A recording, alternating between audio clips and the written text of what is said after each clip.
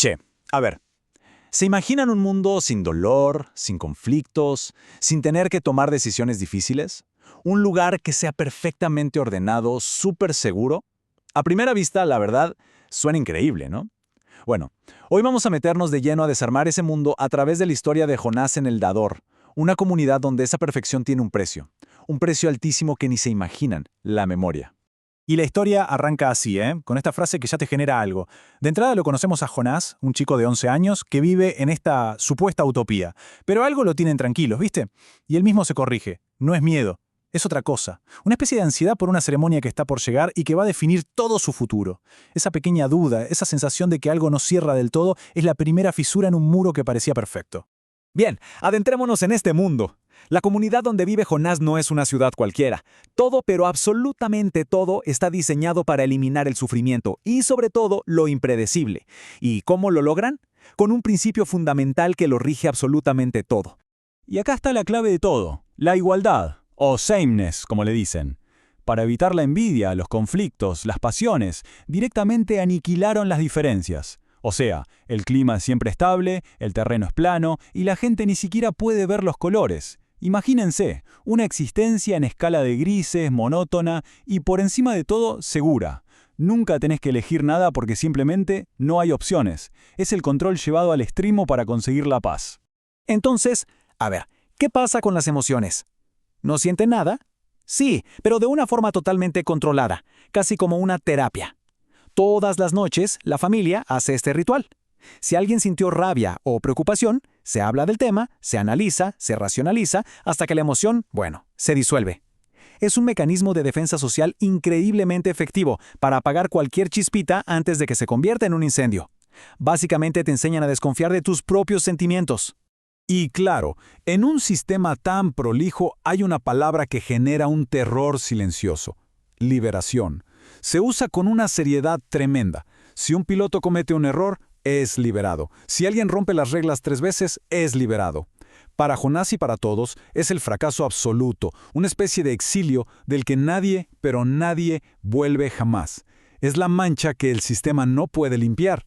¿Se acuerdan de esa ansiedad de Jonás del principio? Bueno, tiene fecha y hora. La ceremonia de diciembre. Este es el gran evento anual donde el futuro de cada chico se sella para siempre. Y para él, que está a punto de cumplir 12, es el momento más importante y a la vez más aterrador de su vida. Pensemos en esto un segundo. A los 12 años, un comité de ancianos que te estuvo observando toda tu vida sube a un escenario y te dice cuál va a ser tu trabajo para siempre. Y ya está. No hay quejas, no hay cambios, no existe el me equivoqué de carrera. Es tu propósito, tu identidad, decidido por otros. Es el fin de la infancia y el comienzo de una vida de servicio ya pautada. Jonás está ahí mirando cómo sus amigos reciben sus misiones. A su amiga Fiona, que es dulce y paciente, le asignan ser cuidadora de viejos. Todos aplauden. La elección parece lógica, perfecta. El sistema, a simple vista, funciona como un relojito suizo, y eso, supuestamente, es lo que da tranquilidad. Después le toca a su mejor amigo, Asher, un chico divertido y un poco torpe.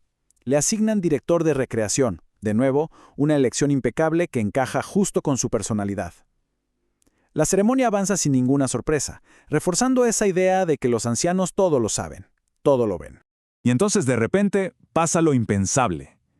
La presidenta de los ancianos nombra al número 18, Fiona, y después salta al número 20. Se saltean a Jonás el 19. Un silencio helado, incómodo, cae sobre todo el auditorio. Humillación, miedo, confusión. Jonás siente que el mundo se le viene abajo, que hizo algo terriblemente mal. Después de una tensión que parece eterna, la presidenta revela la verdad. Jonás no fue olvidado, fue elegido para algo único, algo que lo separa de todos los demás. No es una simple misión, es un honor. Va a ser el próximo receptor de memoria, el cargo más importante y misterioso de toda la comunidad. Él solo va a tener que cargar con el pasado de toda la humanidad. Este nuevo rol lo lleva a un lugar apartado, a conocer a un anciano que vive aislado del resto. Este hombre, al que va a tener que llamar el Dador, es el custodio de todo lo que la comunidad eligió olvidar para poder vivir en paz. El Dador empieza a transmitirle los recuerdos del pasado, y el contraste es abrumador. Jonás, que solo conocía un mundo chato, predecible y en blanco y negro, de repente experimenta la intensidad del color, la alegría de deslizarse en un trineo por la nieve, el calor del sol, el concepto de una familia con abuelos, pero también, por primera vez, el dolor, tanto el físico como el emocional. Y el primer cambio real que nota en su vida diaria es la capacidad de ver el color rojo. Lo ve en una manzana, en el pelo de su amiga Fiona, en un trineo de su primer recuerdo. Y no es casualidad que sea el rojo, ¿no? El color de la pasión, del amor, del peligro, de la sangre. Es el primer indicio de la vida intensa que le fue negada a todos. Pero claro, la verdad no es solo colores y momentos felices. Recibir la memoria del mundo significa recibirlo todo, lo bueno y lo malo. Y por cada recuerdo de amor y alegría hay uno de sufrimiento desgarrador. Y es acá donde Jonás empieza a entender que la paz de su comunidad no es gratis, se paga con ignorancia. El dador le transmite el hambre, la agonía de un soldado herido en un campo de batalla, la soledad más insoportable. Jonás entiende que su verdadero trabajo es una condena. Tiene que cargar él solo con todo el sufrimiento de la humanidad para que el resto pueda vivir en una ignorancia feliz, casi infantil. Es un peso que nadie debería soportar. A esta altura, Jonás ya no es el mismo chico. Ya conoce el dolor y la muerte de verdad a través de los recuerdos. Así que ahora necesita saber qué significa esa palabra que tanto temió toda su vida. Con una valentía nueva, que nace del conocimiento, le pide al dador que le muestre una ceremonia de liberación. Ya no le alcanzan las explicaciones tranquilizadoras de su sociedad. Y lo que ve, lo destruye por completo. Ve a su propio padre, un hombre tierno y cariñoso, un criador, liberando a un bebé recién nacido. Le aplica una inyección letal con total naturalidad, le dice «adiós chiquito» y tira su cuerpo como si fuera basura. La liberación no es un castigo místico, es un asesinato a sangre fría, hecho por gente buena que no tiene ni la más pálida idea de lo que está haciendo. Esa es la verdadera cara del horror. Después de ver eso, Jonás ya no puede volver a su vida, a su familia, a la mentira. El velo se cayó para siempre. Sabe que tiene que hacer algo. Junto con el dador, que lleva décadas harto del sistema que protege, trazan un plan desesperado para cambiarlo todo de raíz. El plan es radical. Si Jonás escapa de la comunidad y llega a un lugar mítico llamado Afuera, todos los recuerdos que él tiene se van a liberar y van a volver a la gente como una inundación. La comunidad entera se vería obligada a sentir de nuevo, a enfrentar la verdad de la vida y de la muerte. Sería básicamente el fin del mundo como lo conocen. Tenían semanas para prepararse, pero su padre llega a casa y anuncia en la cena, con una calma espeluznante, que al día siguiente va a liberar a Gabriel, el bebé que han estado cuidando. Para el padre, es una tarea más del trabajo. Para Jonás, es una sentencia de muerte que no puede permitir. La lucha abstracta por la verdad se convierte de golpe en una carrera para salvar una vida. Y en ese momento, el plan meticuloso se va al diablo. Jonás agarra la bicicleta de su padre, saca a Gabriel de su cuna y escapa en medio de la noche.